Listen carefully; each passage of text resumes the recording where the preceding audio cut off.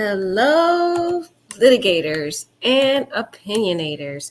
Court is now in session.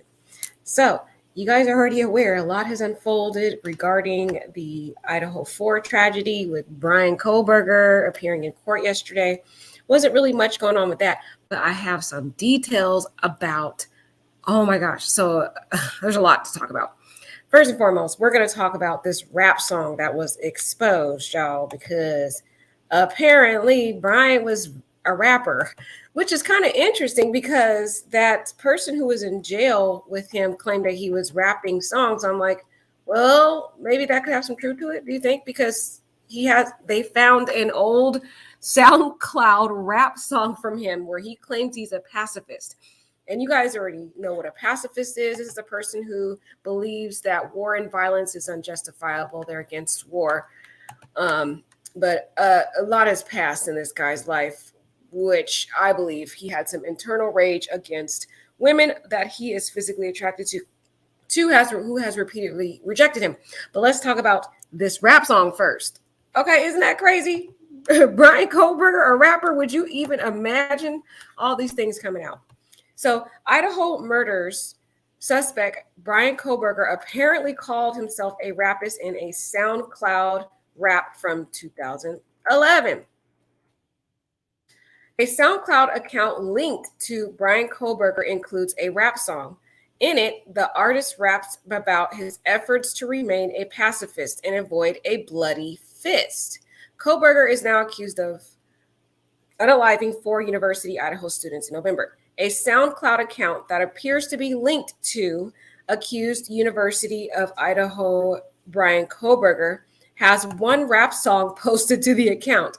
And in it, an artist speaks of his efforts to remain a pacifist.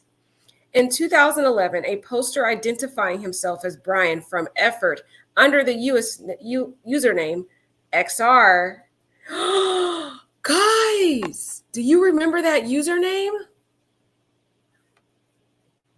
That was the same username that he used in the Tapatalk account. This, in my opinion, adds more legitimacy to that Tapatalk account being associated with Bryan. Remember the Tapatalk account that we talked about a couple days ago? If you are subscribed to my channel, and I'm gonna look for it if I can find it again. Let me see if I can find it. Reddit. Tapatalk.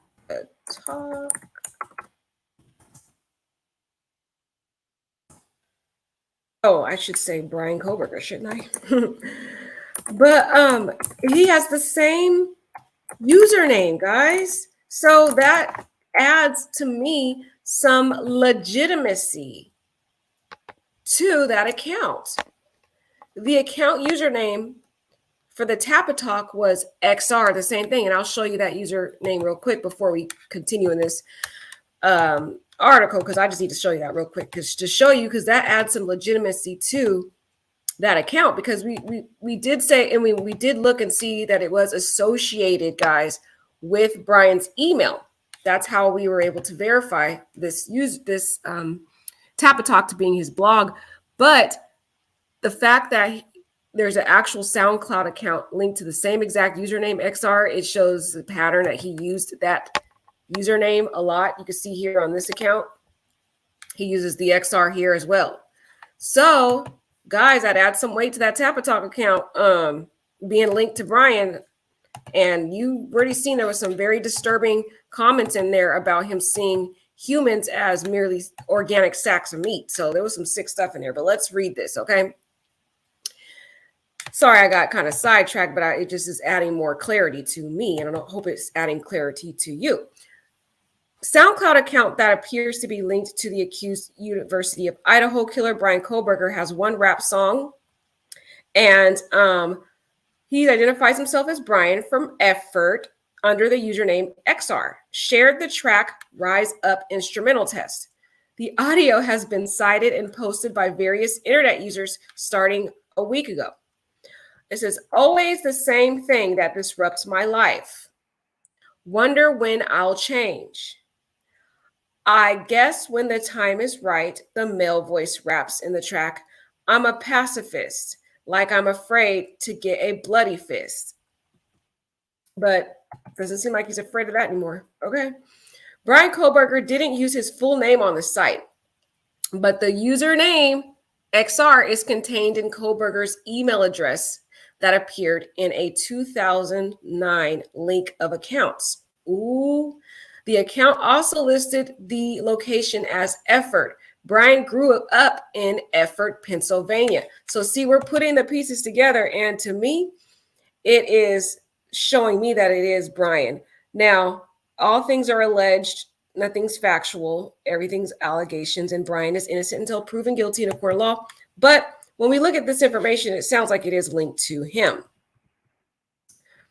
The 347-minute track only includes just over a minute of lyrics. The rest of the song is instrumental. The date of the rap song was posted lines up with posts about visual snow. See, it lines up with that Top Talk account. A rare disorder he claimed to have, also from an account apparently linked with Bryan Kohberger from the XR username. See how these are all feeding and piecing together, guys. I want to express our struggles through rap. I think people should know, Kohberger wrote on April 25th, 2011. See, so Bryan was trying to be an up-and-coming rapper, y'all. I'm done. Oh, my God. In the forum, Kohberger wrote about the challenges of living with visual anomaly. In July 2011 post, XR, those with visual snow, wrote, it is as if the ringing in my ears and the fuzz in my vision is simply all the demons in my head mocking me. And I really do feel Bryan was demon possessed, in my opinion. A lawyer for Kohberger, who is under gag order by the judge in the case, didn't immediately return an email seeking comment on the SoundCloud account. Kohberger was arrested on December 30th, blah, blah, blah. A 28-year-old criminology graduate student and 10 minutes away. So that, guys, is crazy. Kohberger over here trying to rap. He had an up-and-coming rap song and talking about he's a pacifist. So y'all make of it what you want to make of it. We learn more about him. But that's kind of interesting that he was he was rapping about his trauma, because let me see if I can find the lyrics. I want to find the lyrics, guys. Hold on.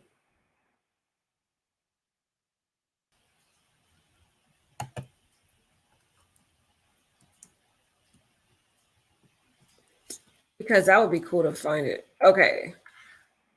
Well, it's pretty much the same thing. It says, always the same thing that disrupts my life. Wonder when I will change. I guess when the time is right. The male voice raps in the track, I'm a pacifist, like I'm afraid to get a bloody fist. I'm sorry. I'm just imagining him trying to rap, y'all. That takes me out. I'm a pacifist.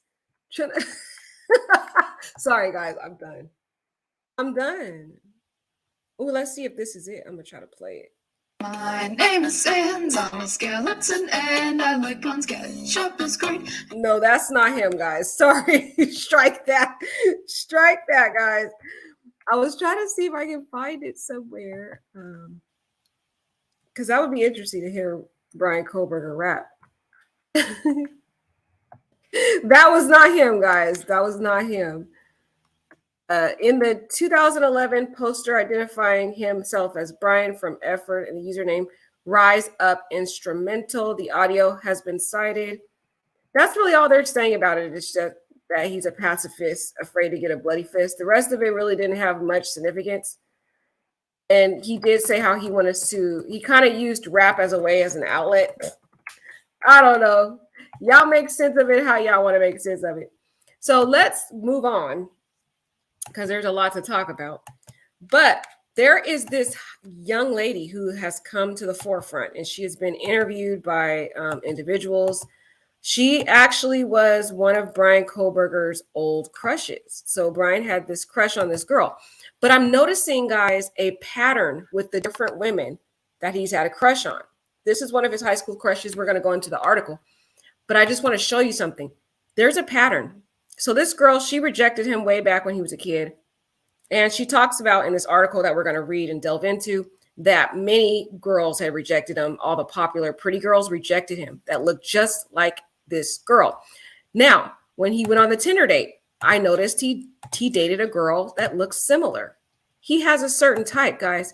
And it's really feeding into my theory that Bryan targeted Kaylee, in my opinion, because she represented the very type of women that have repeatedly rejected him throughout his life, that he had a physical attraction to, and he built up this rage inside of him. So this is another young girl he went on a Tinder date with. She looked like this back 7 years ago. She doesn't look like this anymore. She's the redhead now. But back in the day, notice the same physical features as the girls that he is usually attracted to, that he goes for. But these type of women have always rejected him. Now let's take a look at Kylie and Maddie. When we look at Kylie and Maddie, similar features. Now she did a more brighter blonde hair, but we've seen other pictures of her. Let me see if I can get other pictures of Kaylee where she has a different type of blonde. Now Kaylee's not a natural blonde. She's actually a darker haired young lady, but she wore her hair in a kind of dirty blonde, kind of blonde look. So she has more of a thicker figure. You know how Bryan likes, he talked to the girl on Tinder, and one of the things he commented on about her is that she had birthing hips, whatever that means. Okay, but she has a little more thicker type hip to her. So I'm thinking he likes more women that are blonde, that have a little thicker figure to themselves. And there has at least been 2 women that have come out, and if not more, we're going to read this article, which is going to shed some light, that he has repeatedly been rejected by these women that look like this. These are the type of women that he is attracted to. He's attracted to the blonde kind of women that have a little bit more curvature to her, which I am suspecting because of the comment he made to the Tinder date, that she has birthing hips, whatever that means, but I'm thinking it's more of a curvature type to her. Even all the way down, guys, to when he was a kid, he always has been attracted to this type of girl. And this was his high school crush. I think she was in high school or 6th grade. We'll figure it out. We'll read the article. But anyway, she was one of the first girls that he ever had a crush on. And notice how they all similarly favor one another, at least from the hair color and so forth. And he was rejected repeatedly by these type of women that he was physically attracted to. So I think that is where the stem root of the intent is formulating from. It's formulating in his mind from repeated rejections from women that he always desired. Women that constantly, some women that he really desired made fun of him. I mean, they threw stuff at him in high school. This woman rejected him. Other women have rejected him over and over and over again. And he started to build inside of him this fit of rage and anger against women that look like this woman. And this reminds me of Ted Bundy. Remember Ted Bundy? Ted Bundy kind of similarly. When he was younger, he was rejected by a gorgeous brunette girl or dark-haired girl. And she had her hair split in the middle. And after that, all the women that he's tend to brutally, savagely unalive looked and similarly favored this girl, as if he had this fit of rage against women that looked like this girl, because he was seeking this revenge against this girl. He all the victims that he's seen, there was some that kind of deviated from this particular look. And I'll give you just an example, guys. But we're starting to see a pattern here with these particular individuals. So a lot of them favor each other. And again, there's a lot of serial killers we can compare Bryan to, but we're talking about Ted Bundy right now. But notice this was the girl that Ted Bundy had an attraction towards. Ted Bundy was once genuinely in love with a woman with large dark hair parted down the middle. She rejected him. He then went on to kill over 30 known women, most of whom had long, dark, parted hair down the middle.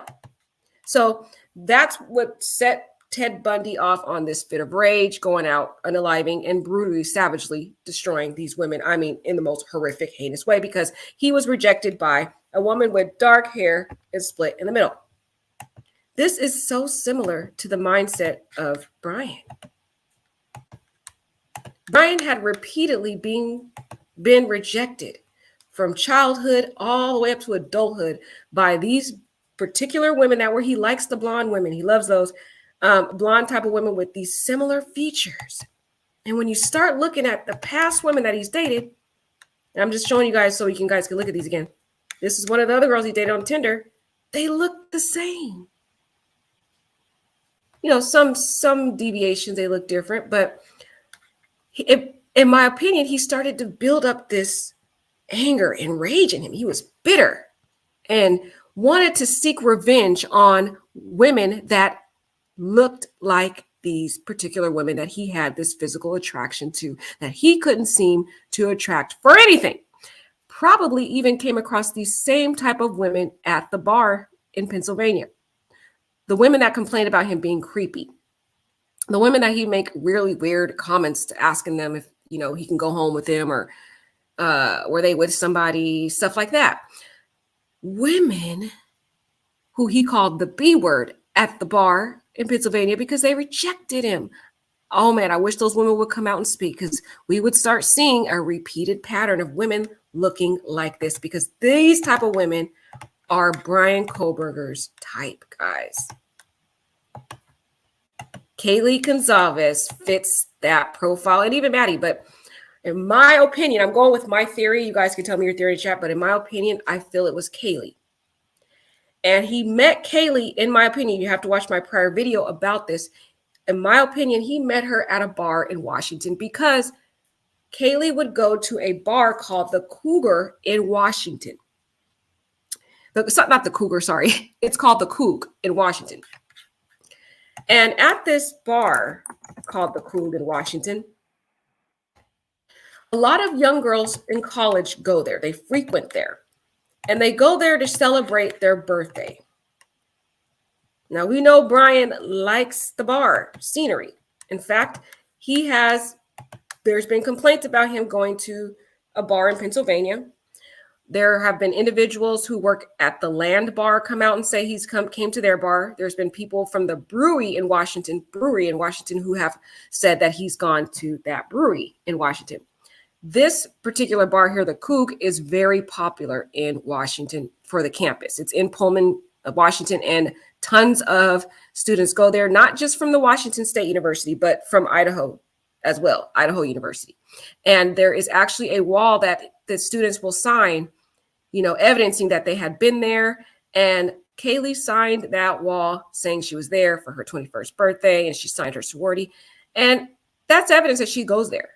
And not only does she go there often with her and her other sorority sisters. That's where I think he encountered her. When he saw Kaylee, and the thing, you have to also look at his background. I think, and I've talked about this before, and I'm kind of putting this all together for you guys. I think Bryan had already, before he got to Washington State University, he already had made up his mind that he wanted to brutally unalive a woman that emulated the type of woman that Kaylee looks like. Okay, he already made that up in his mind before he even got to the campus. He was looking for his victim before he even got there. We can tell that, in my opinion, because of the survey he did on Reddit, where he's over here trying to get information from other killers who had killed before or had committed crimes before, and asked them details about basically how they did it, why they chose their victims, so forth. So I think that, in my opinion, when he got to that campus, when he had moved into his dorm, he already had made a plan that he was going to find who he was going to unalive that represented the very woman who had repeatedly rejected him throughout his life. The ideal woman that he's attracted to. Women that look like her. Always rejected by these women. And he wanted to seek revenge. In my opinion, this incel who looks up to Elliot Rodger, in my opinion, one of the well-known incels who went out and brutally unalived 6 people and injured 12, because of his anger, because he was involuntarily celibate. Bryan felt the same way, and he wanted to find that woman who he could wreak havoc on and seek his revenge. And so when he encountered and saw Kaylee at a bar one night, in my opinion, this is all a theory, guys. Mind you, it's all a theory and just an opinion. We don't know exactly what happened, but I'm giving my personal theory. When he saw Kaylee and locked eyes with this girl, he said, that's it. She is the one. The amount of aggression, guys, that he put on this young lady was heinous. There's no other way to explain it, in my opinion. There were two young ladies in that room, Kaylee and Maddie. And Kaylee had the most gruesome gouges in her body. Maddie only had just, some very minimal stabs just to get it over with. But Kaylee had some very horrific stabs. I think he went in that house looking for her. He went into her room, noticed she wasn't in there because the dog was in there. So he went to the next bedroom, saw her there with Maddie. And unfortunately, Maddie was unalived because she was there too. But let's read this article, y'all, because this article is going to shed some light. So, exclusive. Girls made fun of him in middle school. See, this is dating back to his childhood. And I told you guys this a while ago that I felt he was rejected throughout his life. And a lot of people said, you don't have proof of that. Well, it's coming out now. There's people saying it, okay, that know him. They said girls made fun of him in middle school. Former cheerleader who rejected Bryan Kohberger's advances in 6th grade is interviewed in 6th grade, guys. He's been still repeatedly rejected. And this young lady, she who rejected Bryan Kohberger's advances in 6th grade, is interviewed by FBI as classmates reveal how the chubby misfit was bullied and tortured by popular clique. And notice, guys, think about Kaylee and the type of affiliation she's with. Kaylee is very popular at the Idaho University. Everybody knows her. She's always having the most big, lavish parties at her house. All the girls love her. The guys love her. Everybody loves this girl. She's popular and very well loved. And I'm guessing when he went to that bar in Washington where she was and inadvertently encountered her there, saw how everybody was giving her attention and loving and just how gorgeous she is. And that was the girl that reminded Bryan of all the times those girls made fun of him in middle school. All the girls that were in the popular clique like Kaylee. And I'm noticing a pattern with these incels and also these 6 serial killers who have fetishes. Why do they always go for the sorority girls? Ted Bundy did.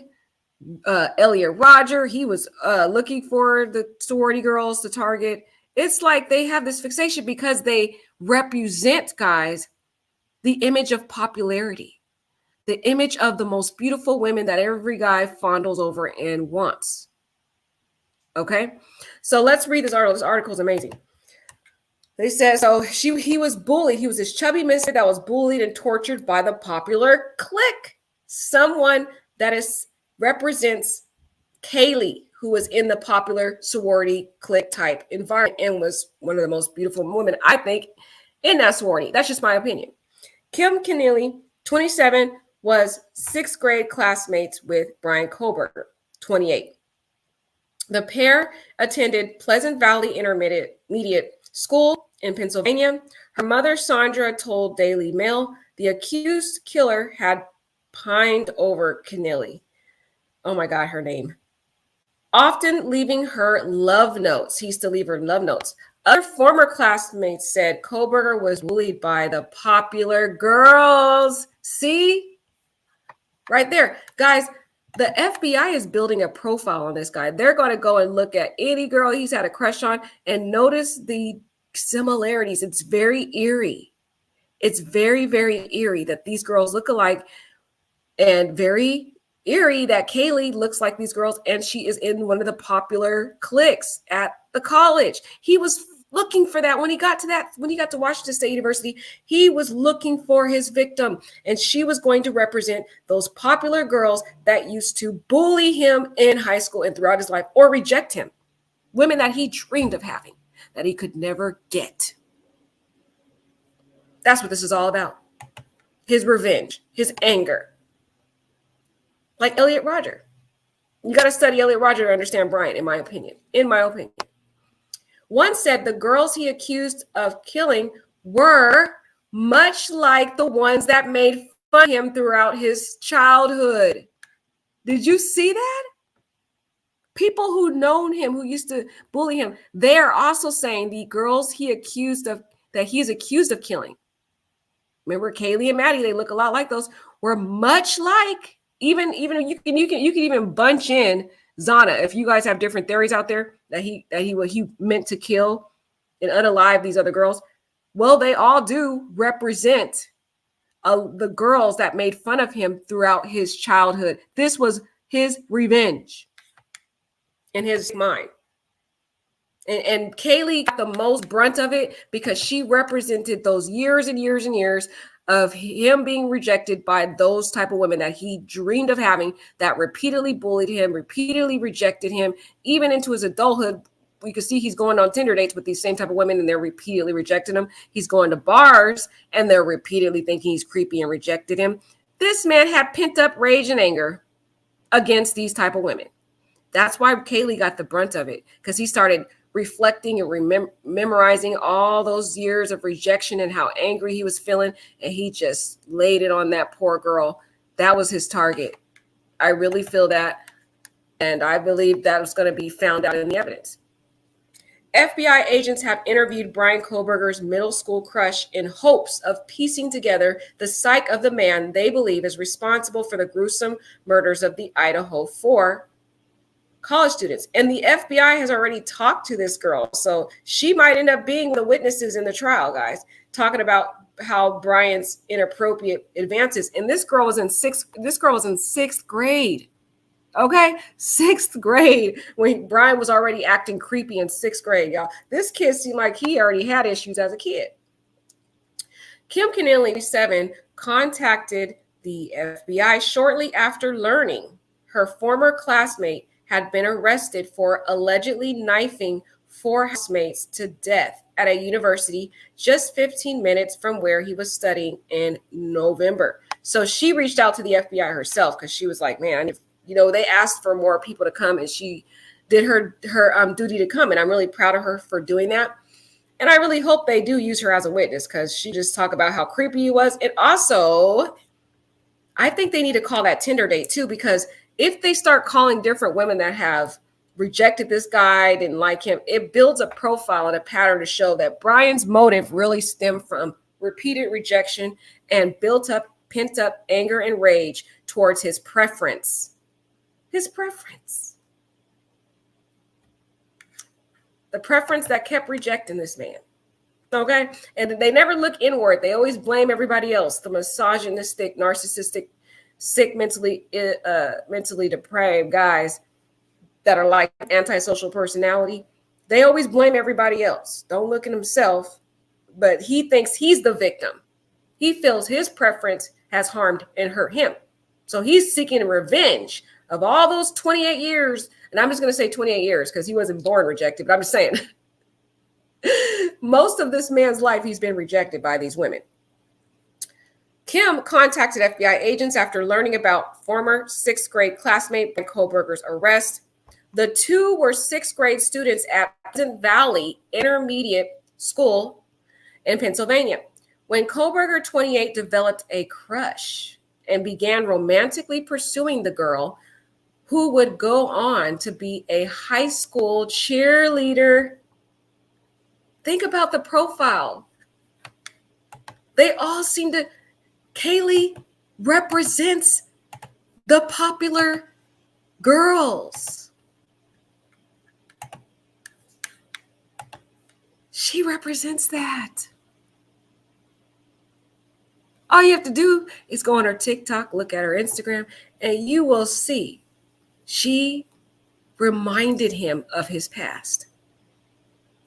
And that's what he was looking for. He's trying to find that girl that represents his preference, who he can wreak havoc on and exert his force, violence, and rage.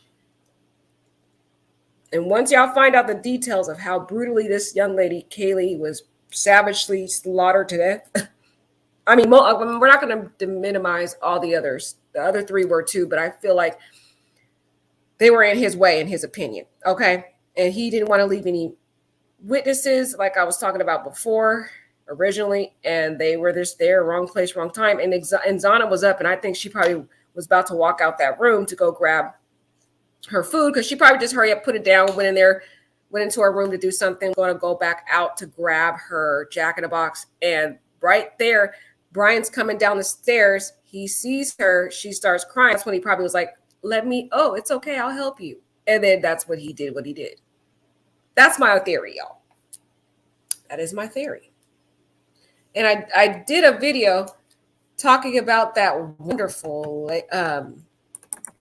video that Lilo did on YouTube that went over the whole outline, or she had a diagram about it. It was really amazing. Miley and Lily Adventures, but we may revisit that again to talk about that more. But Kim, she was a sixth grade cheerleader in school, was Bryan's preference, and she told the FBI whatever she could tell them. Kennelly's mother, Sandra, confirmed to Daily Mail on Wednesday. I'm not sure if they're going to use her as a witness, because she's talking to the Daily Mail, and usually they tell the witnesses not to speak to the public. So I'm not sure they're going to use her, but we'll see. She said, it was so long ago, I couldn't imagine what she had to tell the FBI. I guess it was for the character purpose. Right. They want to build a character and figure out who this guy is. Now, they can't usually bring in evidence to talk about character. That's usually inadmissible unless an exception applies, or they're trying to rebut the defense attorney's character evidence that they put on. For example, if the defense comes in and they say, Bryan was this perfect gentleman and he would never, ever hurt a fly. He is so gentle, and he just, because of his vegan ways, he would never dare. And he's just so scared of blood. I mean, look at this 2011 rap song where he says he's a pacifist and he would not want to dirty or have a blood fist. Like, no way. Well, then if the defense does that, the prosecution can come bring up witnesses such as this young lady, the Tinder date, other people to build a character profile of this guy being completely creepy. I'm pretty sure they're going to interview those young ladies that rejected him at the Pennsylvania bar also. So we may be seeing some more details about this guy, depending on what evidence is declared admissible in the court. So this is how she looked in high school. This was her yearbook picture, and this was how Bryan looked at the time. He had a little chunky chubbiness going on, and most of the girls, they weren't feeling him. They weren't, and they just kept fun of him, teasing him, bullying him. And I think he never got over that. It just built resentment in him. So Kohlberger attended Pleasant Valley Intermediate School with her, and he was pursuing this young lady here in the picture romantically. And this is how their yearbook's pictures looked. This is how she looked now. I don't think he would pursue her now because she don't fit that glam look. You know, he looks for those really pretty glam girls. He wants a glam girl. But anywho, she now lives in Charlotte, North Carolina. She's 27 years old, where she works as an occupational therapist at an assisted living facility.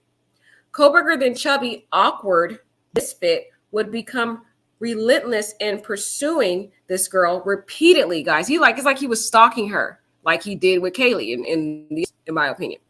He repeatedly was leaving this girl love letters in her locker, telling her he liked her, according to the mom. He would always say, "Oh, Kim, I think you're very pretty." Just like weird comments. Okay, here we go with that word weird. Every time, I'm telling you guys.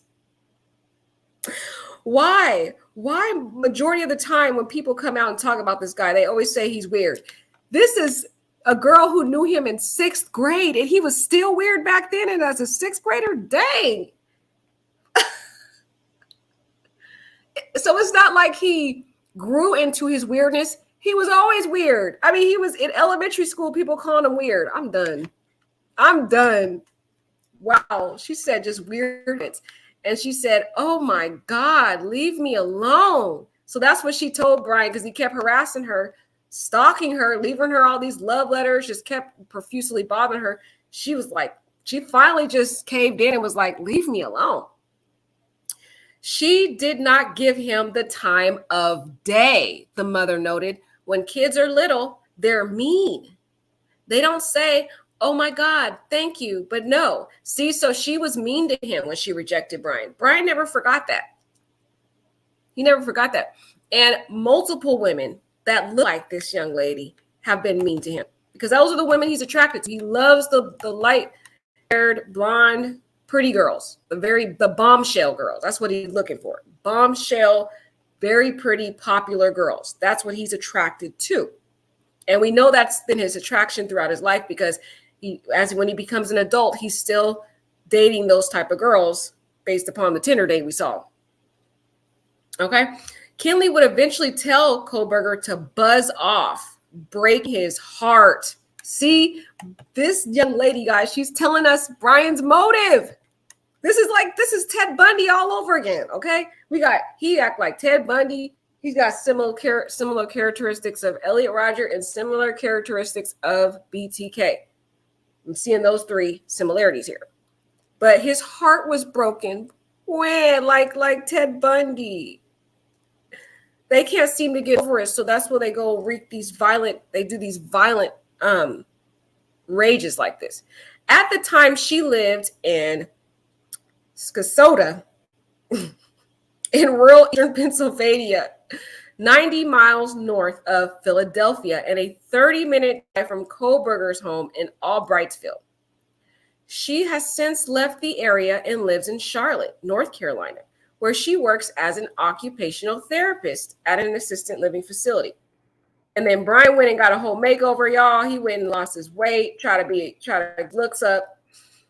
And he turned his life around in high school, where he took up boxing and lost weight. He thought, and this is similar to Elliot, guys.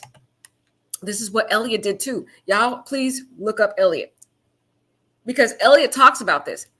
Elliot thought that the reason why he was being rejected, Elliot Rodger, the well-known incel, he thought he was being rejected by women because of how he looks. So he changed his looks. He started dressing really well. He started getting all these very, very expensive name brand clothes. He got an expensive car. And he talked about it in one of his venting. He was like, I got all these expensive clothes and these expensive cars, and I look good now. Look at this. Look at this shirt I have on. You know, it's Gucci or whatever. I don't know what the name of the shirt he had on at the time, but he was like, look at the shirt that I have, and look at all these name brand clothes that I have. And you still don't like me. Like, what's going on with you girls? That's similar to Bryan's mindset. He goes and gets a full-fledged makeover. He loses all that weight, starts taking up kickboxing. He gets a nice little haircut, dressed like his little suit. Look at him trying to get his looks up. And yet the girls still don't like him. Same like Elliot. Same thing. Elliot Rodger did the same thing. And he still kept getting rejected by his preference. So all that did was build up more anger, more rage, and more desire to wreak violent revenge on those type of women. This is years and years, decades of pent up anger in this man. Because no matter how much he tried, these women never liked this dude, because there was some internal issues going on, which is why they were not attracted to him. Now, this was another photo of him in the yearbook. Kohberger's caption said he aspired to be an Army Ranger. Previously overweight and bullied, he lost about 100 pounds and transformed into a totally different person, because he was being repeatedly rejected by these girls, the popular girls in school that looked like Kaylee, okay? That, you know, he really wanted to be with. He even got rejected by this cheerleader girl in 6th grade that we talked about right now. And so that built up this anger, but he thought, maybe if I change myself, maybe if I start looking more attractive, maybe if I lose this weight, they'll start liking me. Nope, they still didn't like him. They're like, you weird. So he was done with that. Now, this picture, I think, is very monumental, and it's significant to piece some of the evidence together. The knife that was used in these savage killings was something that was associated with, you know, armed forces, stuff like that. He had to look that stuff up, y'all. He had an attraction and wanted to be an Army Ranger. Notice the pattern of the knife he uses. His very aspirations, he gets a knife similar. A lot of these criminals, they're not really smart, okay? They don't realize that you could put these pieces together and link these people, because a lot of them do things that they're familiar with. And he has been obsessed and wanting to be this Army Ranger. And a lot of these individuals like him are bullied. They always want to get into law enforcement, or they want to join the military, or something where they can enforce violence on others. It's like they want to revenge. It's their way of getting revenge. They can legally inflict violence on people because they're legally permitted to do so if they have reasonable cause to do so. And that's why I think Bryan was attracted to being an Army Ranger. He applied for the law enforcement internship and wanted to get involved in that because that was his way of seeking revenge, because he had been repeatedly bullied throughout his life, which is why, in my opinion, he started taking up kickboxing, and he started to turn into the bully because he was refusing to allow these people to continually bully him. He was going to be the one doing the bullying now, and he wanted to be able to do it legally. Okay, that's why he transformed into this totally different person. Also, there's multiple factors coming into play with this guy. Details about the suspect's past are now coming to light, including that he was a secluded person who used his criminology studies to try to understand humans and to try to understand himself. He really took this class. He really took these classes to try to understand himself, y'all. Now, he appeared in a hearing yesterday, and I really didn't want to talk about it, y'all, but it is important to talk about it because he has some scratches on him people were commenting on. He only had those scratches, y'all, because he probably was trying to shave and messed up and didn't know what he was doing, because I know a lot of people were talking about that. Given his intelligence, and they know this guy is not your average Joe, they're going to be very careful and make sure he doesn't get have any reasons to sue them in any way. So I'm pretty sure he was beat up or attacked. But another thing to notice about this hearing, too, is his demeanor. He looks like he has lost his confidence. He's not as confident and as ambitious as he was, y'all, in the prior hearing we saw him when he was first appeared in court. But we'll watch this video a little later because I want to stay on topic, and then we'll just move back to this video. Kim, who was the 6th grade crush, she said, Kim's awkward schoolyard encounters with Kohberger are several bizarre accounts to emerge. So she said her awkward schoolyard encounters with Bryan are among several bizarre accounts to emerge from former friends and witnesses in recent days that paint the picture of a troubled, disgruntled young man who didn't fit in at school. He has been, okay, we already talked. And we already know about that part. Former classmates have revealed Kohberger was heavy set and the subject of bullying and cruel taunts in middle school. Wow. So we already talked about how it was in 6th grade. He was bullied in 6th grade. Then he goes on to middle school, and he's continually bullied in middle school because of his weight. The whole clique of popular girls made fun of him in school. Look at that, guys. The whole clique of popular girls made fun of him in school. And Kaylee represents that. She's in a popular sorority. She's very popular. A lot of people like her. I mean, she was always surrounded by people, and guys lusted after her, everything, okay? He's having flashback memories of when he was in middle school, when the whole clique of popular girls made fun of him in school. When he saw Kaylee, she represented that. They were the cheerleaders and the ones that every kid had crushes on. Bryan is taking from the Elliot Rodgers book of Rage. Elliot Rodger felt the same way. He would drive around different sorority houses with the most beautiful women who they would constantly reject this guy. He went to a coffee shop, saw this couple there, and one of the girls that looked like the women that he liked, and he threw coffee on the girl. I mean, he went to a sorority, and he also went to a sorority party and was being violent toward a pretty girl. So it just seems like Bryan just basically felt the same way that Elliot felt. You know, these beautiful cheerleader girls, these pop girls would make fun of him. And these are the girls and the ones that every kid, including Bryan, had crushes on. Another classmate who did not wish to be identified confirmed this. So this was someone in addition to Kim. She said they literally tortured him. Girls started making fun of him in middle school. Wow. See that? See that? You see a pattern with this guy? This is the motive. All you got to do is look at this guy's childhood and his adulthood too, because he was being rejected as an adult too. But Kohlberger seemed to turn his life around in high school, where he took up boxing and lost weight. He's a totally different person. He worked out constantly and was super aggressive, the male friend said. So there was another male person that said this. And I think he became aggressive because of that pinch of him repeatedly being bullied in middle school. And he turned around and was so angry about that, he became the bully. He had a short fuse and was constantly trying to change his lifestyle and personality to fit in with cliques. A former classmate added, interesting to me, the girls he's accused of unaliving and brutally stabbing were nice looking and seemingly popular, much like the ones that made fun of him throughout his childhood. See, other people who know Bryan are noticing the same similarities.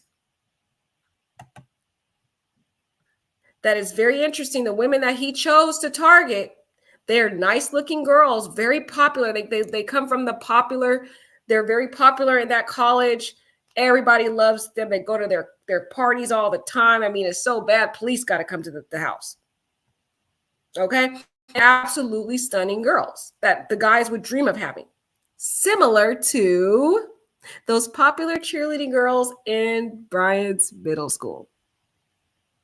And a third former classmate noticed that and said, interesting to me that the girls he's accused of killing were nice looking and seemingly popular, much like the ones that made fun of him about his childhood. Bam! That's the motive, y'all. You found it? We found it. We found the motive right here. This sentence. Did it. That pent up anger and rage for the nice looking, seemingly popular blonde bombshell women that he dreamed of having, who repeatedly bullied and made fun of him throughout his life. His theory backed that of former FBI agent Jennifer Coffindaffer, who before Kohlberger's arrest has told Newsweek that she thought the killer could be an incel, short for involuntary celibate, a term referring to men who are unable to attract women sexually. Bryan was not able to attract women sexually. And it's funny because he used to brag to his friend about being able to pick up any woman at the bar. But that's not true. I mean, based upon the statements from the women at the Pennsylvania bar who said he was creepy and they repeatedly rejected him and it was so bad, they had to literally write a comment in the notes that whenever this Bryan showed up to that bar, they would alert the other employees that the creepy guy who makes creepy comments has arrived, basically. Okay? But look at this girl. This girl has the same, I mean, all the way down to the same characteristics, the look. She's a bombshell, even down to her body figure. She looks, to me, she favors Kaylee and even the other pretty girls, Maddie and all them. You can't tell me. She favors them. She favors them, guys. This is why he's mad. This is why he was mad. And that is why Kaylee got the worst of it. Oh my gosh, that poor girl. He was over there remembering his childhood. He was over there remembering all those times he's been at the bar and them women constantly rejects him. He was over there remembering the many Tinder dates he probably went on with all these beautiful blonde bombshell girls, like this young lady here who has rejected him back in his childhood years, and all the other pretty cheerleaders who've rejected him over and over and over again. And it was like he was literally visualizing each of those women as he was stabbing that poor girl, in my opinion. But yeah, she looks like a favors of Kaylee. Look at this girl. Kim is to have told FBI about her encounters with Kohlberger in hopes of helping investigators piece together the psyche of a suspected murderer. And she pretty much helped do that, in my opinion. But look how this girl looks. It's eerie how she looks similar, has the similar kind of characteristics, that light blonde hair. He loves those blonde bombshells. That's what he loves, is blonde bombshells. And this was the first girl who rejected this guy in 6th grade. Probably where his anger started from. And those repeated girls that rejected him. Over here, he would leave love notes in her locker. So he would slip them in her locker before she finally rebelled for good. Coffin, who was the FBI, she speculated that Kohlberger could have seen all these beautiful girls go in and out of the house, and it's possible his rage and personal horrific desires had gotten the better of him. Right. And I think though he encountered Kaylee and these sorority girls at that Koog bar. It might even have been on her birthday, because she had her birthday there. It's right near his campus too, so he wouldn't have been too familiar with Idaho yet. He would have probably went to that bar because it's right near the campus. It's convenient, and that's where he sees her. All these pretty bombshell sorority girls partying it up in there, celebrating Kaylee's 21st birthday. Like, yeah, good, happy birthday, Kaylee, all that. And she's shining and gorgeous. And this instant rage came upon him. And he was decided that night, whenever he counted this girl, that he was going to wreak his revenge. And that's what he set out to make his plan. Started stalking this girl, figured out everything about her, figured out her for social media, all that. And that's how he knew she was at that house the night he unalived her, because she put it on her Instagram. She said she was in Idaho, Moscow on her Instagram. He's been following that girl. Following her. That's why he knew he had to hurry up and act that night, because there was no guarantee she'd be there the next day. That's how he knew. A lot of people keep asking, how did he know she didn't live there? It's on her Instagram. Go to her Instagram. The very last photo she puts up. The very last one before she is brutally, savagely unalived, is that she's in Idaho, Moscow. That's how he knew.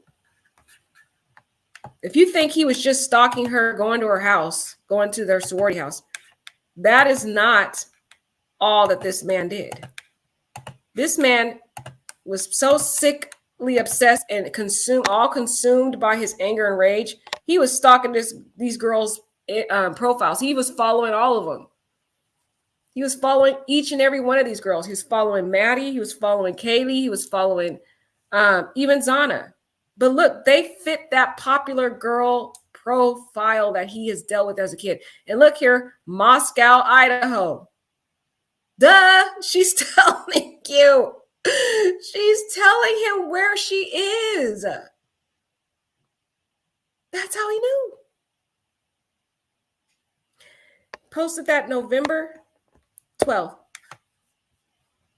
And how do we know he was at that house driving around at around 3 a.m? So how do we know he wasn't sitting there posted up in a corner at the bar? Right? She was there. He might have went to the same bar that night when Kaylee and Maddie were there at the bar. He probably was there too. But she didn't know. She had no clue. He probably was sitting there fuming with anger and rage, thinking of what he was going to do. And he was wearing black, so he could have blended right on in without her even noticing him at the bar. Then when he saw her leave, headed over there, probably even followed her to the food truck somewhere, posted up, watching that encounter until she got home and was sitting there circling around that area. We don't know. Probably headed home first. Maybe even was wearing different clothes at the bar because he didn't want to be noticeable. Then headed home after they left the bar, changed into the black clothing, got prepared, came and then started proceeding out at that 2:00 mark to carry out what he was going to do. But bottom line, he knew. And he already knew. He already knew. When he went in the house, he knew things could change and he may have to unalive more than one person. He was prepared for that. But his intention was that he was hoping that everybody would be asleep. That's what he was hoping for, which is why when he came around 2:00, 3:00, he noticed people were still awake. He left, came back around again because he was thinking, hopefully everybody's asleep. I could sneak in, unalive my target, which is Kaylee, and get on out. And that was not what happened. So the plan changed.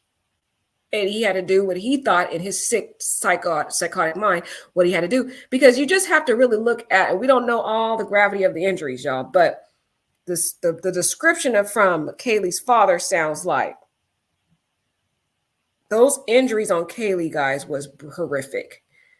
And we're going to actually hear from an alleged source, which has not been confirmed, from News Nation, that the officers that went into that house and they observed the injuries, they also confirmed that Kaylee had some horrific injuries. She had literally gouges of flesh coming out of her skin. I mean, like coming out of her body. Like he was like gouging flesh out of her. That's how much horrific the injuries were. We're going to hear from that a little later. But that's really, I'm telling you, there's a reason for this guy did this. And you just got to look at and follow the evidence. And it really will tell you what his motive was. It's possible his rage and personal horrific desires had gotten the better of him. Over several months, this guy has been fuming. He admitted it. When he was talking to his neighbor, he told his neighbor, "Oh, have you heard about the Idaho 4 murders?" He said, "They haven't found a suspect yet. It must have been a crime of passion." He was admitting his motive to you guys. Except that it wasn't necessarily a crime of passion. It was more of a passionate rage that was pent up over years, that had built up to this uncontrollable state where he could no longer contain it. And he started planning and preparing for this, looking for the perfect victim in his sick mind who he could seek revenge for all the years of rejection he has experienced from his preference. Casey Arts, who attended high school with Kohberger, said he used to get her to drive around his area, his home area, to search for drugs, in search of drugs. Her brother Thomas said Kohberger would try to bully others to distract from his own weight problem. He was mean-spirited. He was a bully. I never thought he would do something like that, but at the time, it doesn't really surprise me, Thomas said. And that was another former friend of Bryan's. He couldn't keep friends for anything because of how mean and a bully he was and mean-spirited. A woman called Haley posted a TikTok video saying she had been on a Tinder date with Kohberger about 7 years ago. And this was the young lady. Let me see, where is she? That we talked about before here. I'll show you a picture of her again, just to show you how she looked back then for why Bryan was attracted to her. It's because she fit that look that he was attracted to. This is how she looked back then when she went on this Tinder date with Bryan. Okay. And she said after going to watch a movie with him, they went back to her dorm room and watched TV. And Kohberger kept trying to touch her, she said. Not like inappropriately, just like trying to tickle and like rub my shoulder and stuff, she said. She proceeded to ask him why he was touching her, which caused her to get super serious. She said, "I'm not," said, according to her. And that's how it appears he acts whenever he's accused of something that he did.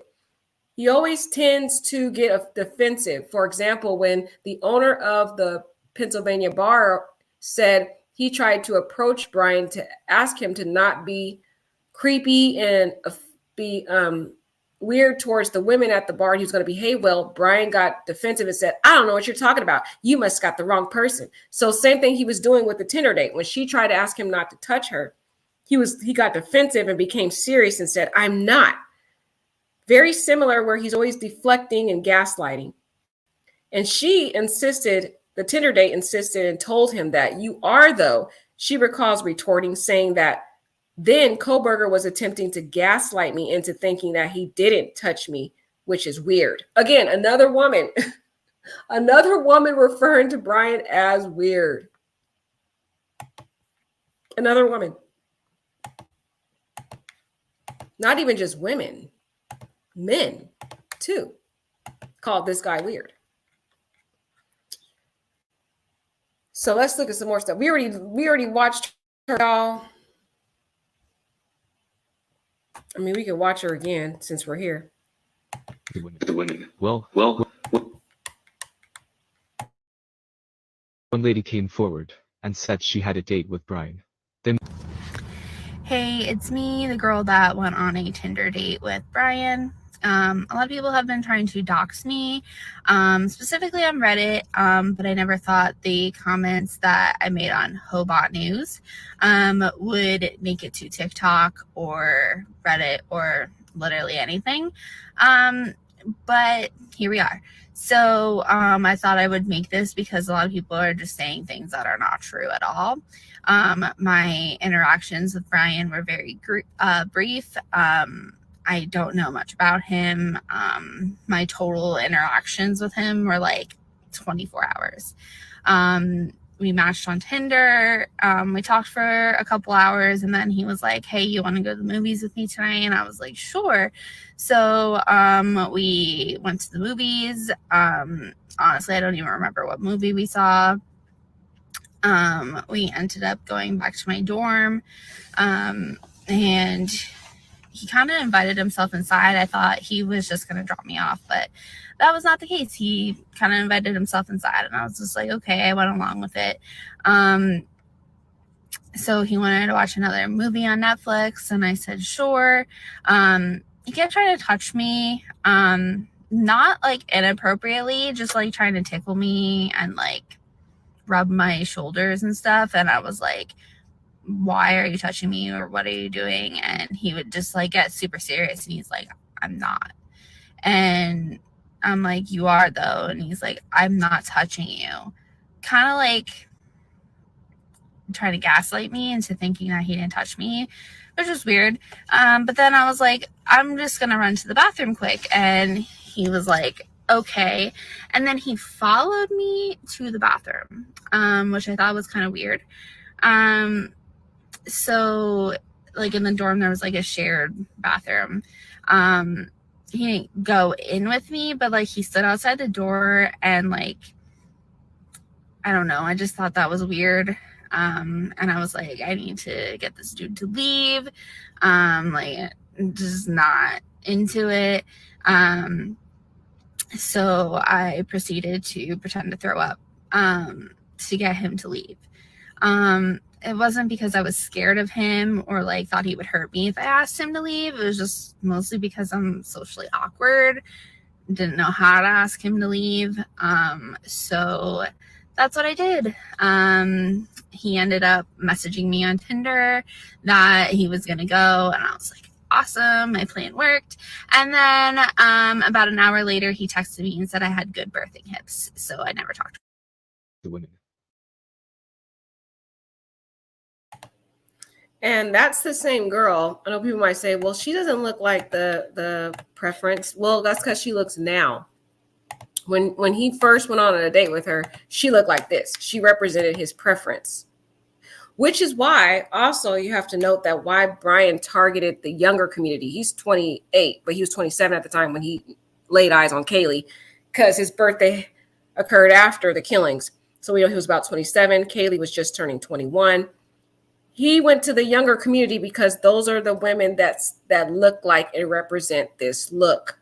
Why he was targeting the college students, because students in the PhD program, they don't have the, well, I'm not going to say that about everybody, but they didn't have this bombshell type profile that represents the type of girl that he has been drawn to since 6th grade. Okay. So let's keep going. I just wanted to show y'all, because I know some people will say, well, she doesn't look like the preference that Bryan goes for. No, because she's aged over time, so she doesn't look like that anymore. But back in the day, she was his preference, y'all. She was his preference. Because I noticed he has a certain preference, because this young lady here, Casey, who is on the left side of the screen, she was his friend. And she doesn't fit the blonde bombshell profile, so he didn't make a pass at this one. He was just her friend. He may have complimented her here and there, but he never made any advances based upon her. She just said he was a friend. She didn't say anything about him trying to date her, because she didn't fit that popular bombshell blonde type look. So she was more in the friend category. Okay, because I was like, I wonder why he didn't pursue her as a girlfriend, because she seemed like she was going hiking with him and all these different places with him, as she was talking about. I'm like, oh, because she doesn't fit the blonde bombshell profile preference that he has always been attracted to. Former high school friend, see, she was in that friend category. She didn't fit that role that he looking for. Had previously revealed Kohberger was bullied in school, so she also confirms it. TikTok user Haley also posted a video recounting her awkward Tinder date with Kohberger. Now look at those that were targeted. Look at the girls. Look. And it was something about Kaylee, though. Kaylee just fit the whole image of that girl that he was reminded of repeatedly being rejected over and over again. And it immediately struck up this anger in him. When he first saw her, he was so angry. He started thinking about all these women that rejected him. And he became so fixated on this girl that he was determined that she was going to be the woman he was going to be able to wreak his violence on. Now, unfortunately, because my thing is, if it was like he was going to just wreak havoc on every blonde girl, I mean, he would have just took out the other two roommates too, if that was really his intent.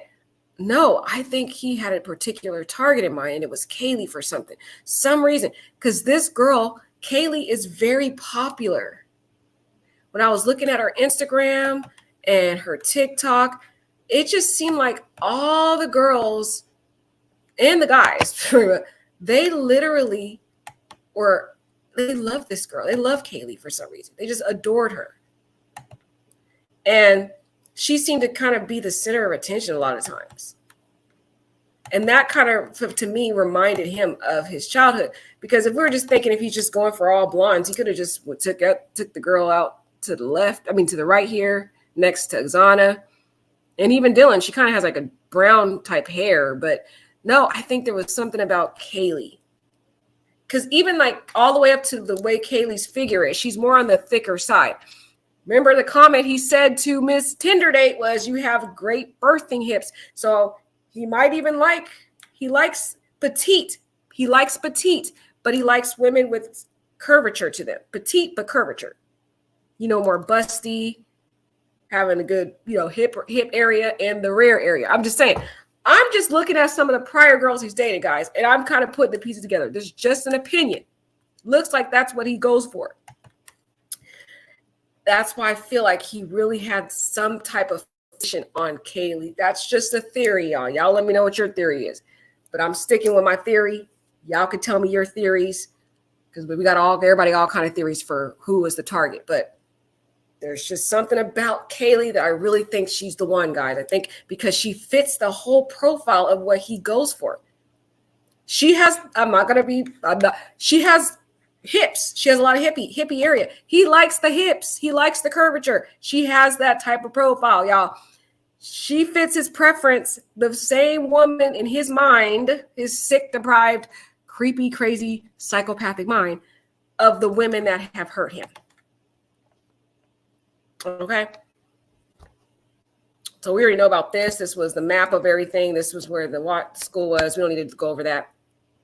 Now the vomiting incident with the Tinder girl, it apparently put Kohlberger off and he left. And Haley said she was glad and she never saw him again.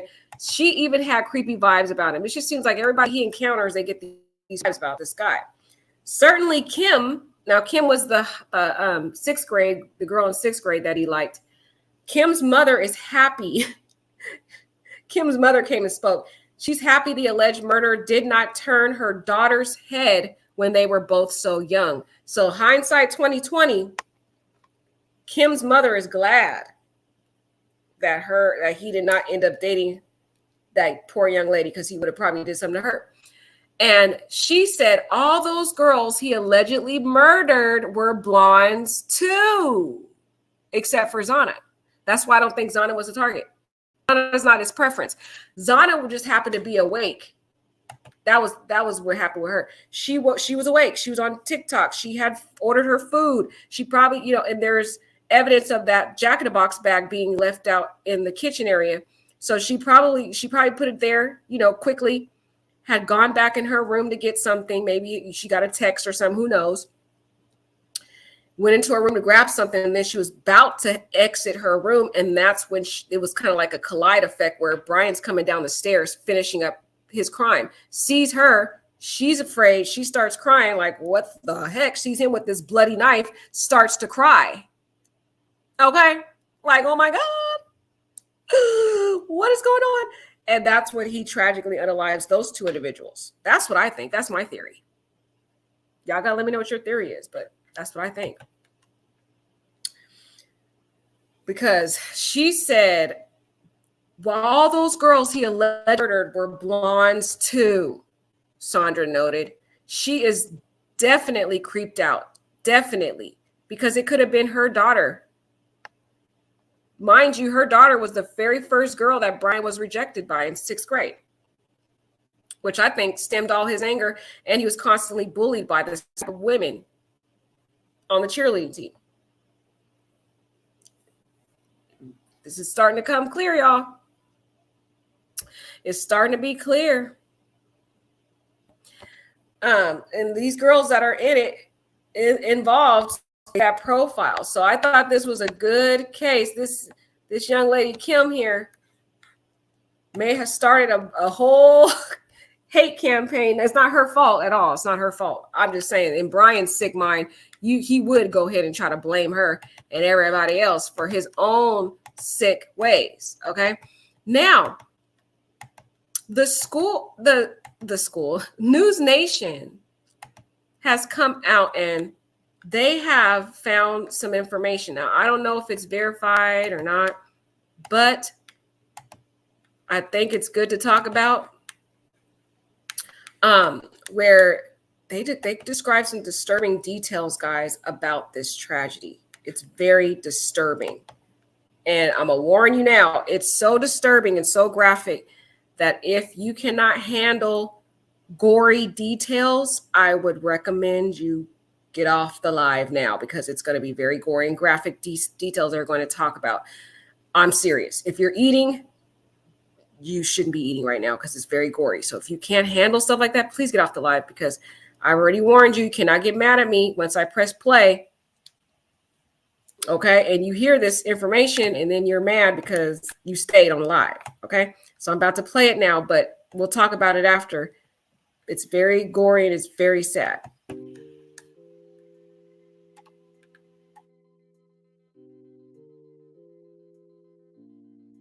Okay, this next piece of reporting is going to shock you. There is some brand new information now explaining what the first responders on the scene saw and more specifically smelled and heard when they got to that house on King Road. According to the brand new reporting, 3 officers arrived at 1122 King, and they immediately knew that something was very wrong. The story goes, a cluster of young people was milling outside of the front door, looking to be in utter shock, but also in silence. Someone in the crowd muttered a single word, dead. When the officer stepped inside, there was reportedly an extraordinary smell of blood. Bloom's sources tell him that the 911 dispatch office is chronically understaffed and that it was particularly busy on this kind of a weekend, a football weekend, which was the weekend of the 13th. So rather than risk delay, the standard op is that those 911 operators use the term unconscious person. Typically, they just use that term. It's something that they can use to get help quickly out to a scene without having to go into too much detail. So the unconscious person call, that mystery has been a real struggle since day one. And maybe that's the answer. Without real information, the operator just did what they usually do when they don't know what this call is about. They just say, go, unconscious person. But then Bloom goes on to describe the responding officers as, quote, largely mute and almost robotic as they entered that house. He says that they first went into the room with Xana and Ethan, that they saw large amounts of blood, but described the faces that they saw as being, quote, preserved like masks. Bloom then describes the room where Kaylee and Maddie were found. That's on the 3rd floor. Kaylee, he says, reportedly had large puncture wounds, like the killer was trying to, quote, gouge out chunks of her flesh, unquote.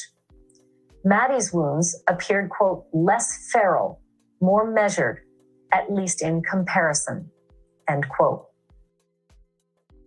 I don't know what that means. That is absolutely disturbing. The first disturbing information that came out was that when they came into that house, before they even got into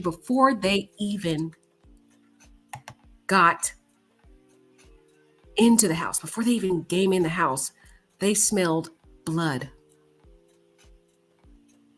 That's evident that that house was a horrific, massive, bloody scene. This is evidence of decades, at least 2 decades, because he's 28, of pent up rage in this man. And he literally admitted it when he talked to his neighbor and said, sounds like a crime of passion. He was describing the years of anger that he had built up inside from various experiences in his life where he blamed women that represented that blonde beauty bombshell that he's always desired but could never, ever get. Then when they go in there, they talk about how all there's a bloody scene, but only thing that's preserved is the face. It's like he staged the body, like he thought of it. Their whole body bloodied up, but just the only part preserved is the face. And then when they go up the stairs and see the 2 bodies, Kaylee gets the worst of it. You can't get away from that. That's a significant detail. This guy is not dumb. He clearly planned this out for several months, if not already had desired to do this for years, but he tried to suppress it through going to school, trying to understand himself, figure out why he thought and behaved this way, and thought that if going to school and studying it and studying psychology, maybe he could get away from these rages that he had inside. But he couldn't. But when you hear the descriptions of that scene, guys, it's horrific. The smell of blood, a bloody, gory scene that all you could see is the preservation of their faces. It's like he was speaking a message to people. Like saying those beautiful, popular individuals who have the popular pretty girls who have rejected him throughout his life represent his anger and his rage. And the person that gets the worst of it is Kaylee. Because like Kaylee's father said, if Kaylee or one of them were not the target, he didn't need to go upstairs. If it really was Xana or Ethan. And then now when you get up to the stairs and figure out, well, is it Maddie or is it Kaylee? Then you have to start looking at the type of injuries that we're dealing with. And based upon News Nation, Kaylee, it was like he was trying to rip chunks of flesh out of Kaylee. That to me sounds like someone who is enraged, like Bryan described the killer to his neighbor. And why was he enraged? Because these beautiful, popular girls, like his 6th grade crush, repeatedly rejected him. And he felt it was time to wreak revenge. That's why I feel that this wonderful reenactment here, this layout of the rooms, to me fits what happened. It really does. The only difference I would say, we're going to actually play it. The only difference I would say about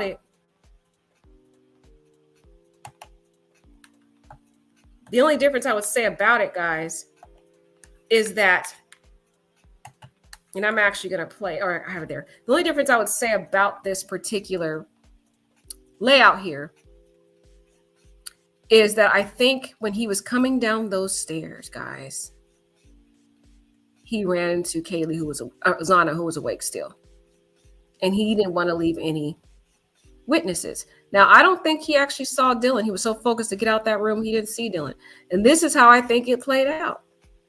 When he parked that car, knew exactly where to park it, only a minute walk away, gets to that house, enters that house, goes directly upstairs because he knows where Kaylee's room is, because he's been stalking that girl. He's been so close near that house that at times his phone would tap into the Wi-Fi of the Idaho 4's home.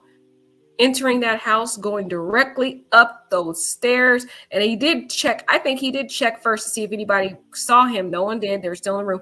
He goes directly to Kaylee's room, sees that dog. That's when I think the dog started barking. Right there. Right here. When he went into that room, that dog was barking, and Kaylee knew somebody was in that house. She knew. Because her dog probably only barked when an unfamiliar person was there that he didn't recognize, alerting Kaylee, which then Kaylee said someone is in the house. That's what Dylan heard, in my opinion. And right here, when Bryan went into that room and saw Kaylee was not in that room, that's when his whole plan changed. He knew he was going to have to unalive more than one person, right when he saw that. He knew she was in that house. He stalked that house, knew she had came in there, because he was even there hours before. So I think after that, that's when he went to the room of Maddie.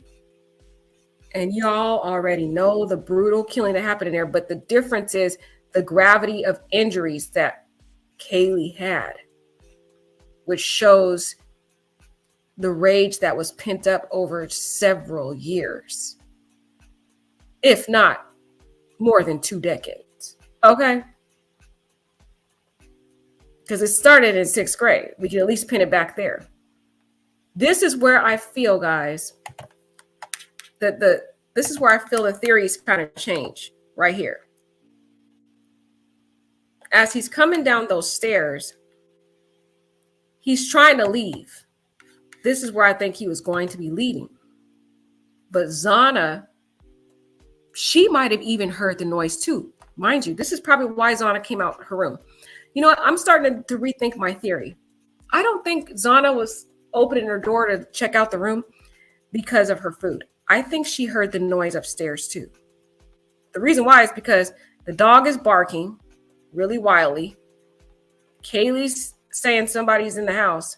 She heard some type of commotion going on upstairs, probably opened her door to be like, what the heck is going on? And that's when, as she's opening that bedroom door, she locks eyes with Bryan.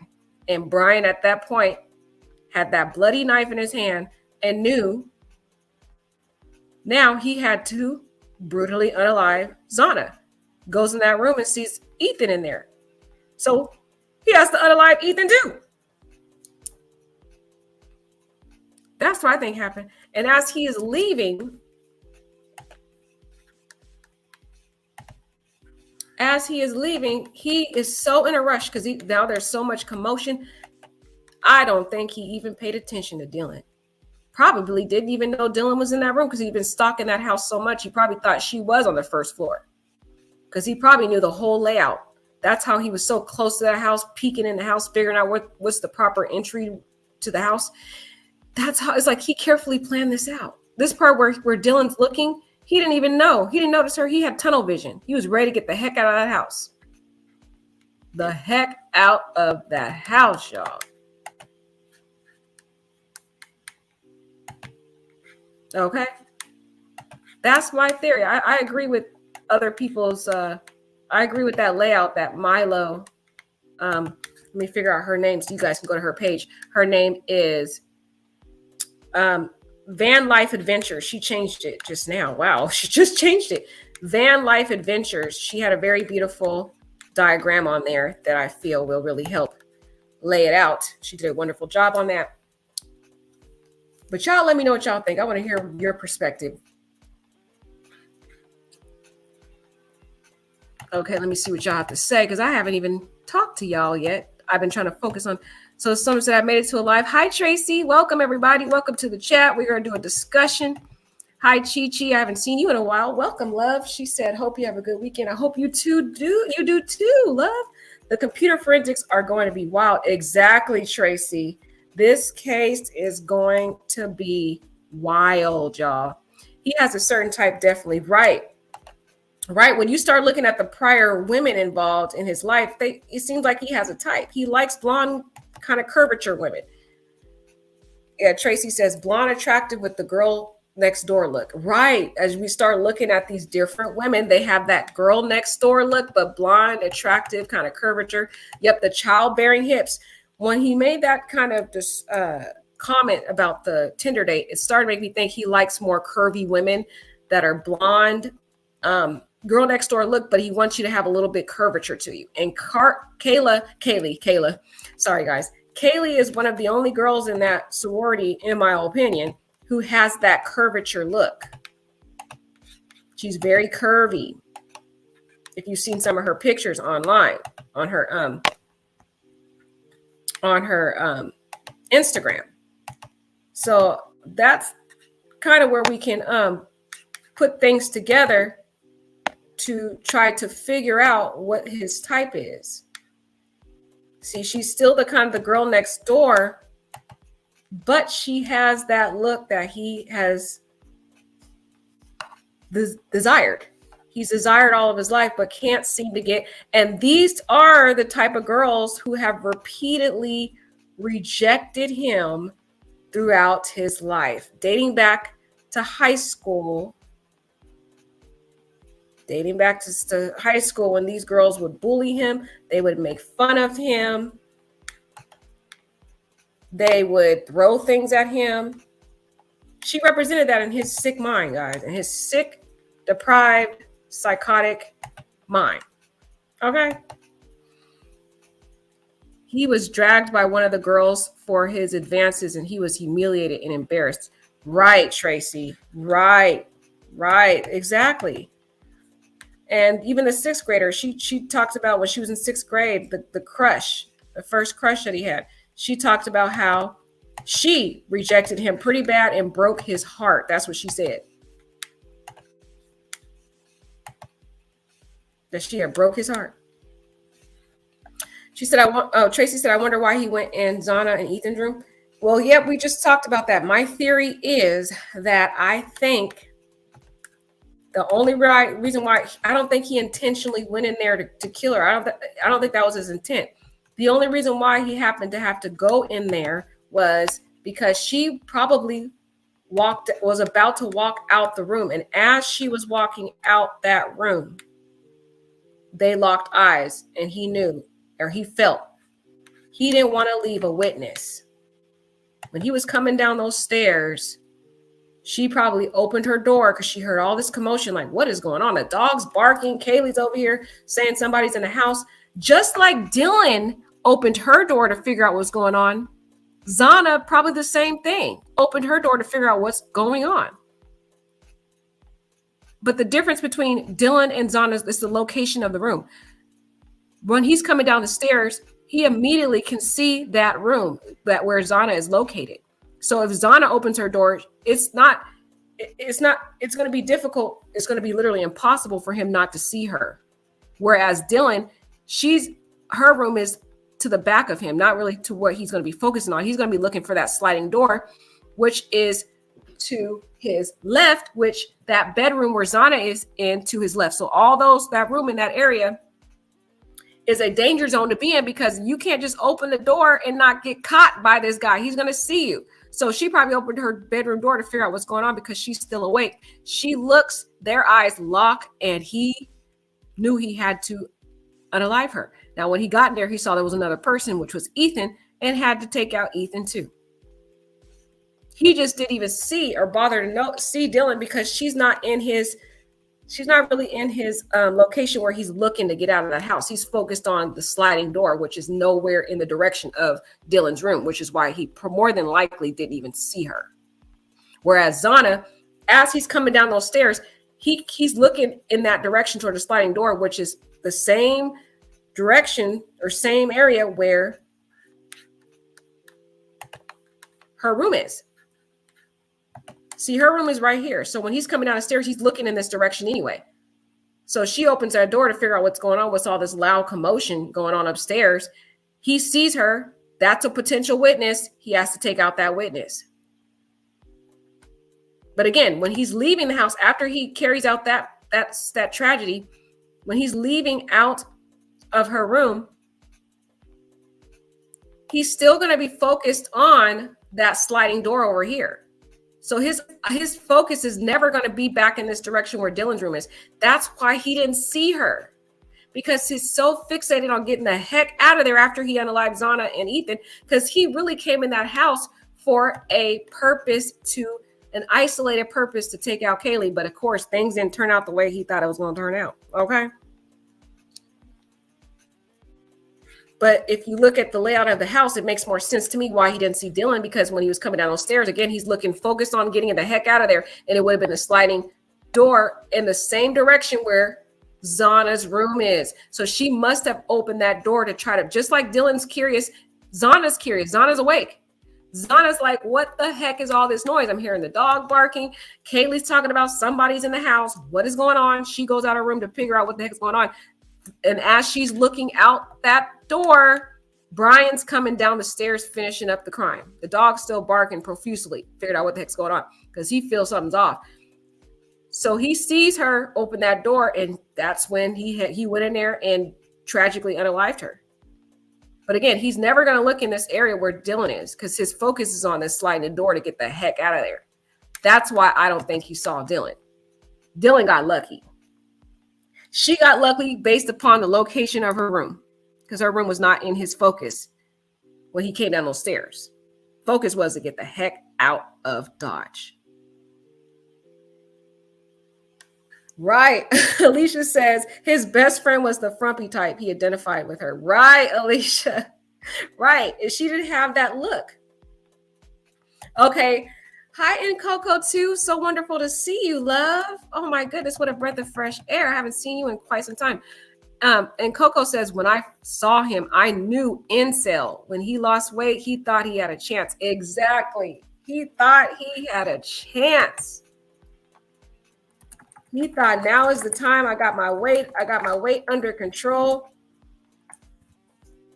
And, now I can get the woman that I have desired. Because I look good now. I'm skinny now. And it still didn't work. So he was mad. Just like Elliot. Elliot's like, I got all. Oh, let me show you this video of Elliot. I don't know if it's going to have all the stuff I'm looking for, but hopefully it does, though. They might have a recording on it. Hold on, guys. Let me see if I can find a clip of him. Because there is this one video where he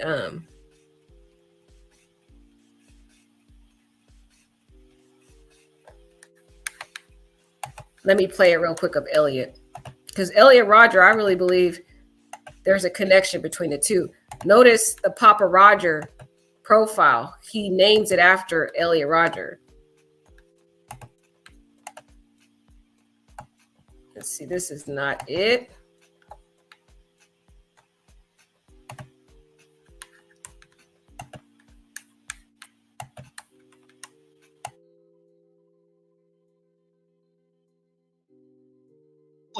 And his actions in those videos were so troubling, his parents alerted police.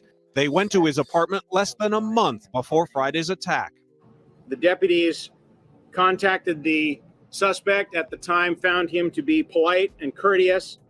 He downplayed the concerns for his welfare.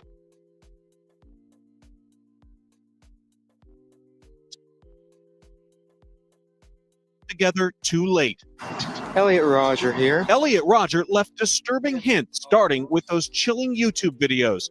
I'll be a god, exacting my retribution, and all those who deserve it. And this 141-page manifesto detailing the troubled life of an alleged killer, from childhood bullying, sibling rivalry, fantasies about killing his father and stepmother, and his most repeated grievance, being rejected by women. Girls gave their affection and sex and love to other men, but never to me. I'm 22 years old and I'm still a virgin. He was really upset about why is the world so unfair to him, and oh, I'm a good looking guy, and why girls falling for those ugly fat guys.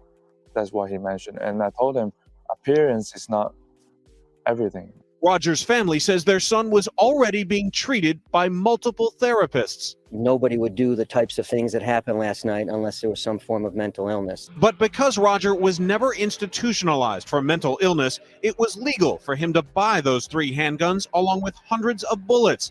And So similarity, he just was so focused on his looks. Same thing what Bryan was doing. Same thing with Bryan. Bryan thought, oh, if I lose my weight, if I work out, if I, get involved in kickboxing and be this, fit, well-looking guy, good-looking guy, then I can get that blonde, popular bombshell girl that I've been always wanting. They still didn't want him, like Elliot. That's why I feel like Elliot really does have a connection in this, because if that Papa Roger profile on Facebook is Bryan, that really is going to kind of link in that mindset that Bryan had, because it's like he's paying homage to Elliot. And again, I want to play some more of Elliot because I feel like there's a connection between the two. Although his focus remained on his anger towards other people. This world, it's so twisted. It's so cruel. And you girls make it cruel. While attending Santa Barbara City College, Elliot moved into an apartment in Isla Vista and soon began exploring his new surroundings. He would frequent the local Starbucks, where inevitably he often witnessed couples waiting in line. On one occasion, he supposedly became so infuriated at a specific couple that he followed them out of the establishment before splashing them with hot coffee. He apparently did the same to 2 girls on a separate occasion that didn't show him the attention he thought he deserved. Elliot felt triumphant after his unprovoked attacks and quickly realized that he was capable of doing much more. I'm so angry right now. I was enjoying a peaceful time at this beach park, and what comes to sit in front of me? A young couple, a guy with his hot girlfriend. I mean, who do they think they are? Coming here, sitting in front of me to make me feel jealous? This is the reason why I hate the world. This is getting too out of hand. I can't go anywhere anymore without seeing these young couples getting jealous and, having them remind me of what I'm lacking in life. Narcissistic people are extremely hypersensitive to criticism.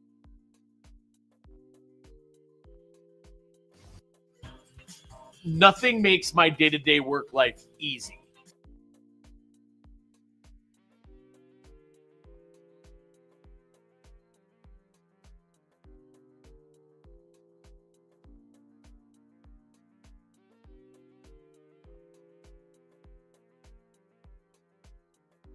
Sorry, guys, the irritating commercials. Hold on. dress nice. Out a deadly act of revenge. He deemed it the day of retribution. It's truly a beautiful day. But, as I've always said, a beautiful environment is the darkest hell if you have to experience it all alone. And sadly, I've been alone for a very long time. I do everything I can to appear attractive to you. I dress nice. I'm sophisticated. I'm magnificent. I have a nice car, a BMW. Well, it's nicer than 90% of the people in my college. You know, I'm polite. I'm the ultimate gentleman. And yet, you girls, you never give me a chance. I don't know why. You know, I put a lot of effort into dressing nice. These sunglasses here were $300. Giorgio Armani. So I'll put them on. See? I'm the guy you should be going for, not those obnoxious slobs you love so much. I don't know why you're not attracted to me. I don't know what you don't see in me. But I'll make sure you all pay for it. Elliot's speech and manner. To me, that is exactly what Bryan Kohberger was thinking, guys. Same thing as Elliot. You know how Elliot was talking about, I'm buying all these nice clothes. I look good. I got look at these fancy name brand, high profile, fancy glasses that I have on, and look at this nice shirt that I have on, and all these things. And you don't like me. Now you're gonna pay for it. It's like, that's how Bryan was. Bryan did all these things, you guys, to get his looks up, to work out, to lose all this weight, to join kickboxing so he can keep his weight down. And nobody noticed. These girls kept rejecting him. He put a lot of work into it. Look, he did all this work to thin out and look like that attractive guy. But he didn't realize, just like Elliot didn't realize, that it was something internally in them, which was what was repulsive to these different women. That's why I feel there's a connection between Elliot and the mindset of Elliot and Bryan, because you could just see the subsequent behaviors Bryan and all the efforts Bryan took to thin out, lose all this weight, try to be more attractive, get his hair nice and, cut and all that. Just like Elliot was talking about in that video, said, I did all these things to look attractive for you. I even have the most fancy car, more fancy than all the other students at my school. And look at these cool glasses that I have. Like, it's like these type of individuals like Bryan and Elliot, they're so detached from the world that they don't realize there's more to a person than just the external looks. If you're sick and deprived in the head, like these people are, they have this mental health psychopathic issues going on in their mind and antisocial characteristics about them, which is what is repulsive to these different people. That's what is detracting these women. The women that keep commenting about him keep saying that he's weird and that he's creepy, and they're not wanting to be around him. So, and it's multiple women saying this. Women in his sixth grade class saying it. The popular girls at the school at the time. Women on Tinder dates. Women at the Pennsylvania bar. So it seems like there's a pattern of him being rejected over and over again. He fits the profile of an Elliot Rodger. And he feels like, oh, I did all these things to fix myself and none of it worked, just like Elliot Rodger said. And you guys still don't like me. And just like Elliot Rodger says, you're going to pay for it. That's what he did. He wanted people to pay. And it's like they're so narcissistic, guys. They don't even realize it's something in them that needs to help. They need to go get the therapy, whatever, whatever treatment they need to address what's internally wrong with them. They just start thinking, oh, I'm gonna get revenge on all of people. Just like even Ted Bundy did the same thing. Now, Ted Bundy wasn't an incel, we know that, but he couldn't handle rejection either. In fact, he couldn't handle rejection so much that the very first girl that rejected him when he was younger, that had the black hair and the split black hair, he went after all those women from then on in his different crimes. Even though some of them deviated from the characteristic, most of the girls that he had attacked fit that profile, guys. So y'all let me know. Alicia says, I'm going to mute until this clip is over. Yeah. Evening, beautiful. I'm glad to catch you live. Hi, Jaded. Nice to meet you. Happy Friday. Right. Oh my gosh, Crystal, you literally took the words out of my mouth, Crystal. I wanted to say that, but I tried to stay away from that. But I'm glad you said it so I can agree with you. Yes, his kind of woman is like the Marilyn Monroe type. Exactly. That's the type of women he likes, is that Marilyn Monroe type. And Marilyn, she has, she's thin, but she has a little curvature to her, a little small, a little curvature. She's very thin, but she has that, busty type of top profile. That's what he's looking for, y'all. That's kind of what he's into. But you are so right. That is the classic Marilyn Monroe look. He does like, let me put that, I've got to put her up real quick. Because that is so true. That's what I was thinking, but I didn't want to say it. Now that someone agrees with me, I got to agree with her. I mean, I got to agree with you, because that is exactly, he does like the Marilyn Monroe look. Let's see if we can find it. Where did I put that photo of her? Let's see. I have a nice picture of Marilyn. Yeah, he likes the Marilyn Monroe look. That's his type. Exactly what Crystal said. Exactly what Crystal said. We found Bryan's type right here. The girl that all the guys want, that they fawned over, and that's the popular, coveted woman. Just like Elliot Rodger, he had the same type. He likes blonde girls too. Same, they got the same preference, Elliot Rodger and Bryan. But yet these women keep rejecting him. Right, Alicia says, wow, he was sick, Elliot. Wasn't he, girl? He is very sick. Oh my God, okay.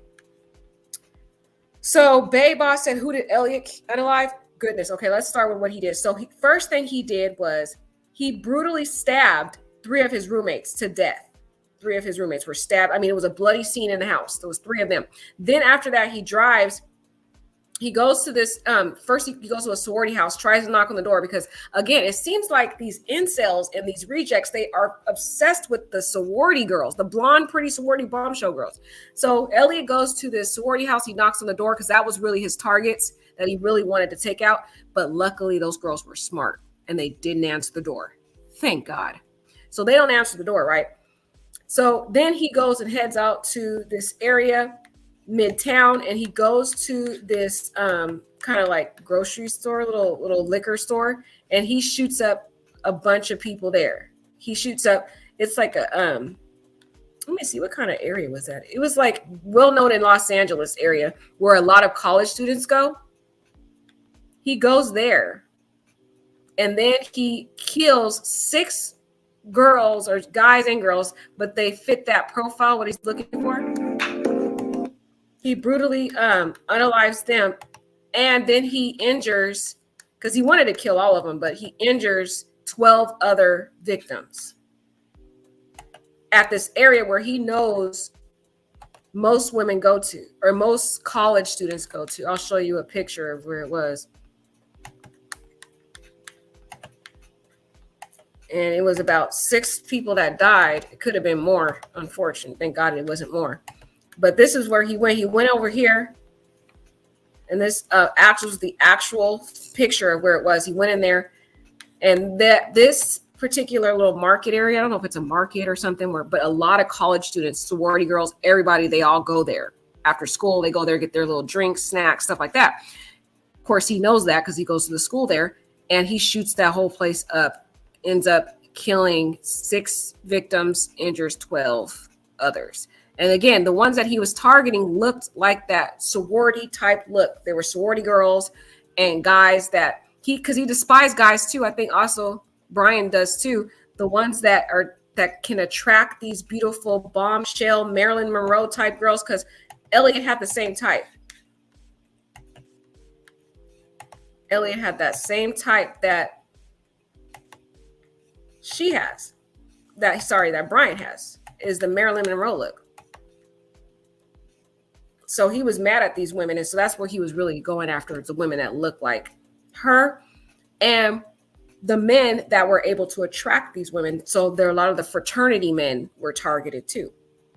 Right? You remember it now? Yeah, you guys need to definitely look at that. I'm going to actually attach a good video to look at, because I didn't play the whole video, of course, because I'm not trying to get a copyright. But here, I'm going to put it in the chat here.